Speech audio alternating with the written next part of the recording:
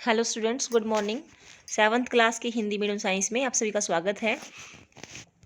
कल हमने देखा था कि पृथ्वी पर जो वन है बेटा, वो हमारे फेफड़े कहलाते हैं, हमारी पृथ्वी के फेफड़े कहलाते हैं, क्योंकि ये जो वायु को शुद्ध करते हैं और इसी प्रकार ये वन जो है जल शोधन तंत्रों के रूप में भी कार्य करते हैं, यानी कि जल को साफ करने का कार्य भी करते हैं।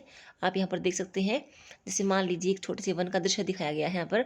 यहाँ से पानी जब मान लीजिए नीचे उतरेगा ना, पानी जब नीचे उतरेगा तो यहाँ पर बहुत सारे कंकड़ पत्थर हैं, या फिर जो बहुत सारे इसमें जैसे कि लकड़ियाँ होंगी और बहुत सारे इस प्रकार से कोई मरे हुए या गले सड़े हुए जंतु होंगे, पौधों के जंतुओं के अवशेष होंगे बेटा, वो यहीं पर आ जाते हैं और साफ पानी होकर के वनों से गुजरता है। तो ये पानी के शोधन के रूप में भी कार्य करते, पानी के शोधन तंत्र के रूप में कार्य करते हैं। ठीक है बेटा। तो यानी कि जो नदियाँ हैं वो पहाड़ों से निकलती हैं, तो अपने साथ बहुत सारा आवश्यक अनावश्यक पदार्थ लेकर चलती हैं, तो कुछ बड़े कंकड़ पत्थर इन्हीं में रह जाते होंगे। ठीक है बेटा, जो हम विजुलाइज नहीं करते हैं, सोचते नहीं बातों के बारे में। तो आगे हमने देखा था कि इस प्रकार से उन्होंने वन का दृश्य देखा और इसे देखकर वो बड़े प्रसन्न और तरोताजा हो गए। आगे देखिए, नीचे आते समय बच्चे अचानक पक्षियों की चहचहाट और वृक्षों की ऊंची ऊंची शाखाओं की ओर से कुछ विशिष्ट ध्वनियों का शोर सुनकर उत्तेजित हो गई। टीबू ने उन्हें शांत रहने को कहा, क्योंकि यह वहाँ की सामान्य घटना थी। बच्चों की उपस्थिति के कारण कुछ बंदर वृक्षों पर और ऊंची शाखाओं पर चढ़ गए थे, जिससे वहाँ विश्राम कर रहे पक्षी अशांत हो गए। ठीक है ना बेटा, क्योंकि जैसे मान लो कोई विदेशी प्राणी हमारे आसपास आता है, मान लो कोई भी आपने देखा ना हो, कोई जानवर वगैरह कोई भी ऐसा, तो हम अलर्ट हो जाते हैं ना सुरक्षा के लिए। इसी प्रकार यहाँ पर भी जो बच्चों को देखकर, जंगलों में बच्चों को देखकर जो जंगली जंतु थे वो थोड़े असामान्य हो गए और ऊंची शाखाओं पर चले गए बंदर, और वहाँ पर विश्राम कर रहे जो पक्षी थे वो अशांत हो गए। जंतु अक्सर अन्य जंतुओं को सचेत करने के लिए विशिष्ट प्रकार की ध्वनि करके चेतावनी देते हैं। ठीक है।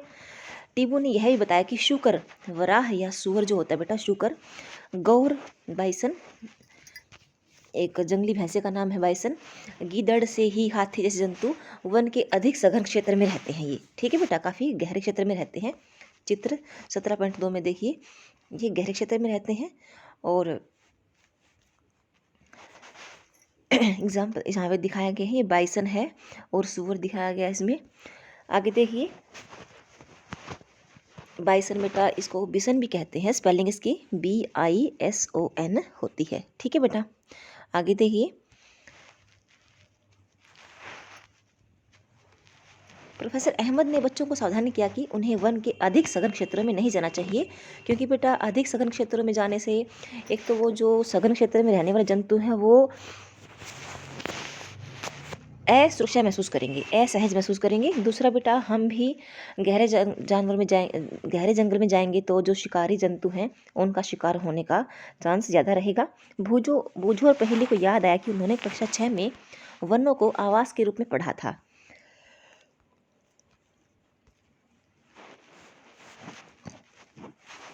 चित्र 17.3, आप वे स्वयं देख रहे थे कि वन किस प्रकार अनेक जंतुओं पादपों के लिए आश्रय का आवास प्रदान करते हैं। जैसे देखिए बेटा, बंदर हैं, अलग अलग तरह के जीव जंतु हैं, कुत्ते, लोमड़ हैं, भैंसे हैं, इस प्रकार से बहुत सारे यहाँ होते हैं। तो आगे देखिए, जिस भूमि पर बच्चे टहल रहे थे वह ऊबड़ खाबड़ थी और अनेक वृक्षों से ढकी हुई थी। टीबू ने साल टीक, सेमल, शीशम, नीम, पलाश, अंजीर, खैर, आंवला, बांस, कचनार आदि के वृक्षों की पहचान करने में उनकी मदद की। प्रोफेसर अहमद ने बताया कि वन में अनेक प्रकार के वृक्ष, झाड़ियाँ, शाख और घास पाई जाती हैं। वृक्षों पर विभिन्न प्रकार की विसर्पी लताएं तथा आरोही लताएं भी लिपटी हुई थी।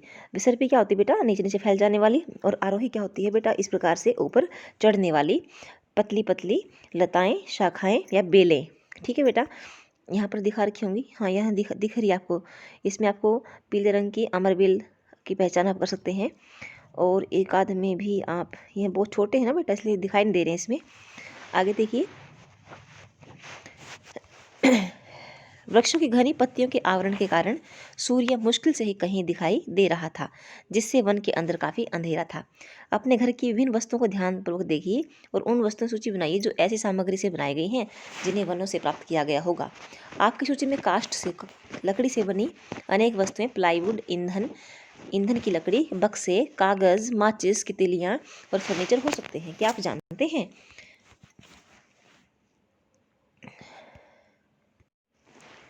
जानते हैं कि गोंद, तेल, मसाले, जंतुओं का चारा, औषधीय पादप भी वनों से प्राप्त उत्पाद हैं।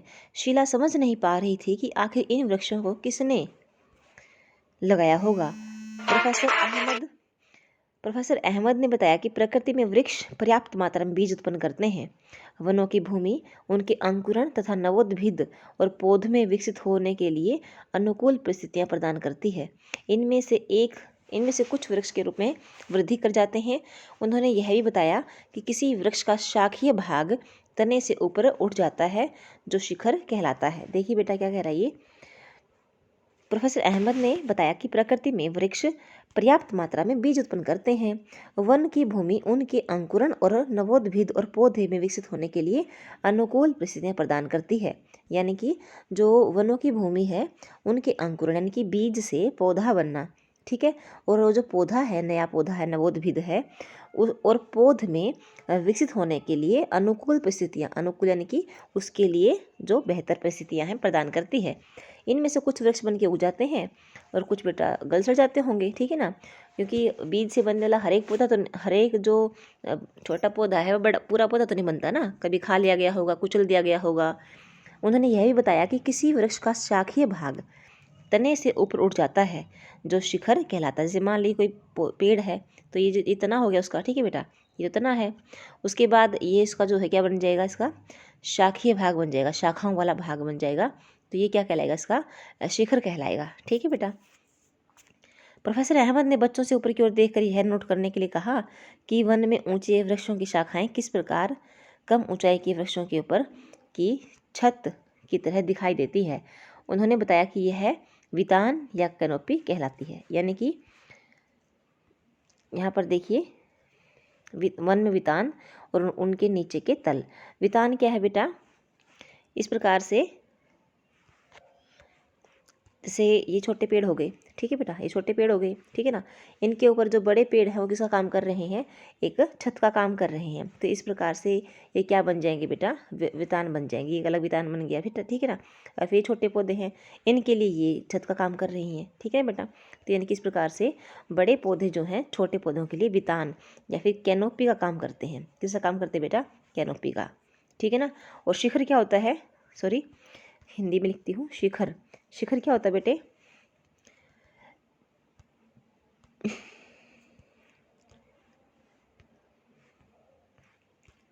शिखर क्या होता है बेटा, जैसे कि मान लीजिए मैंने बताया अभी, इसको इंग्लिश में कहते हैं क्राउन, ठीक है, क्राउन इसको इंग्लिश में कहते हैं। और इस प्रकार से जब पेड़ के तने से ऊपर चल के शाखीय भाग ऊपर निकल आता है, इसको हम लोग क्या कहते हैं, शिखर या क्राउन कहते हैं, ठीक है। ये दिख रहा है आपको शिखर, ठीक है। ये अधोतल दिख रहा है, अधोतल यानी कि भूमि से ऊपर वाली जो वितान है, भूमि के तल के ऊपर जो वितान है ना, उसको हम अधोतल कहते हैं, ठीक है। आगे देखिए, कुछ रहता है ऊपर थोड़ा सा पढ़ना इसमें।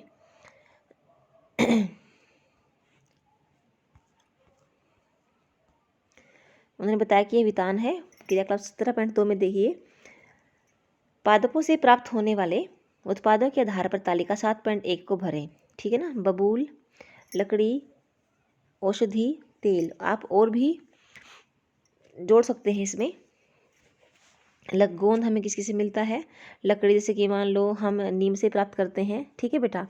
या जैसे मान लीजिए आप अमरूद की लकड़ी भी इस्तेमाल कर सकते हैं, ठीक है बेटा। शीशम की, नीम की और बहुत सारे, सफ़ेदा है जैसे कि मान लीजिए, जिसको हम लोग यूकैलिप्टस बोलते हैं, ठीक है। इस प्रकार से लकड़ी की प्रयोग की जाती है। नीम के अलावा औषधि मैं आपको बताती हूँ, जैसे कि मान लो मैं तुलसी लिख दिया, ठीक है बेटा। और देखो बहुत सारे पौधे तो बेटा, जैसे कि आंवला है, ठीक है बेटा, बहुत सारे पौधे हैं जिनका प्रयोग, मुलहठी है, सारे क्या है, ये पौधे ही तो हैं, ठीक है ना। और तेल बनाने के, जैसे मान लीजिए आप किसका नाम लिखेंगे, जैसे मान लो मैंने अलसी लिख दिया, अलसी का तेल होता है, मूंगफली है, अच्छा बेटा, और सोयाबीन है, सारे पौधे ही हैं, यानी कि तेल किसी प्राप्त होता है। ठीक है, आगे देखिए, आप इसको भर सकते हैं। आप चाहो तो इसमें और प्रोडक्ट्स भी इस्तेमाल कर सकते हैं, जैसे कि कागज़ है। ठीक है, अपने आसपास के किसी वन या अथवा उद्यान में जाइए, वृक्षों को देखिए, उनके नाम जानने का प्रयास कीजिए। अपने कार्य में अपने बुजुर्गों, अपने अध्यापकों, पुस्तकों की सहायता ले सकते हैं। जिन वृक्षों को आप देखें उनकी विशेषताओं, जैसे लंबाई, पत्तियों का आकार, शिखर, पुष्प, कली, फूल, फलों को सूचीबद्ध कीजिए। कुछ वृक्षों के शिखर के चित्र भी बनाइए। प्रोफेसर अहमद ने बताया कि वृक्षों के शिखर आकृति और आकार में परस्पर भिन्न होते हैं। इसी कारण किसी वन में विभिन्न ऊंचाइयों पर क्षैतिज परतें बनती हैं, जिन्हें अधोतल कहते हैं। विशाल और ऊंचे वृक्ष शीर्ष परत बनाते हैं, जिनके नीचे झाड़ियाँ और ऊंची घास की परतें होती हैं, और सबसे नीचे की परत शाख बनाती है। क्या सभी वनों में वृक्ष समान प्रकार के होते हैं? बुझो ने पूछा। प्रोफेसर अहमद ने कहा, नहीं, विभिन्न जलवायु परिस्थितियों के कारण वृक्षों और अन्य प्रकार के पादपों की किस्मों में भिन्नता पाई जाती है। जंतुओं के प्रकार भी विभिन्न वनों में विभिन्न होते हैं। ठीक है बेटा, तो आज के लेक्चर में इतना ही पढ़ते हैं, उसके बाद हम यहाँ से शुरू करेंगे। कुछ बच्चे झाड़ियों और शाखों के पुष्पों पर यहाँ वहाँ मंडराने वाली खूबसूरत तितलियों को देखने में व्यस्त थे। ठीक है बेटा, तो आज के लेक्चर में आपने यहाँ तक पढ़ के आना है। इसी से thank you and all the best.